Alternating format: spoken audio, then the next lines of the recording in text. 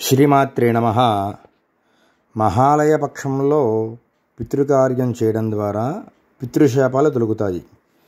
అసలు మహాలయ పక్షములు ఎప్పుడు ప్రారంభమవుతాయో తెలుసుకుందాం.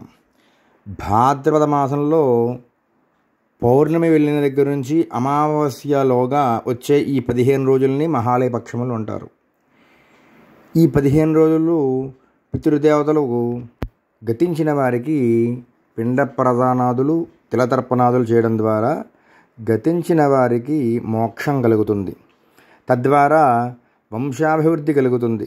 ఈ పితృశాపం అన్నది తొలగుతుంది. పితృశాపం వల్ల కలిగే నష్టములు ఏమిటో తెలుసుకుందాం. మొట్టమొదటిగా పితృశాపం వల్ల వంశాభివృద్ధి ఆగిపోతుంది. 2, కొంతమందికి వివాహం అవడం ఆలస్యం అవుతుంది. 3, కొంతమందికి సంతానం కలగడం కూడా ఈ పితృశాపం వల్ల ఇబ్బందులు కలుగుతాయి. కనుక ఈ మహాలయ పక్షంలో ఈ 15 రోజుల్లో ఏదో ఒక రోజు నిర్ణయించుకొని ఆ రోజు గతించిన వారికి విధి విధానంగా తిలతర్పణాదులు శ్రాద్ధకర్మలు చేయడం ద్వారా ఈ పితృశాపాలు తొలుగుతాయి. పితృదేవత యొక్క అనుగ్రహం కలుగుతుంది.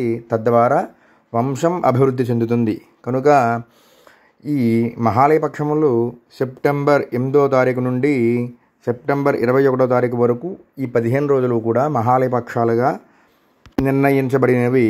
కనుక ఈ 15 రోజులు గతించిన వారికి తిలతర్పణాదులు శ్రాద్ధకర్మలు చేయండి, వంశాభివృద్ధి పొందండి. సర్వే జనా సుఖినో భవంతు, లోకా సమస్తా సుఖినో భవంతు.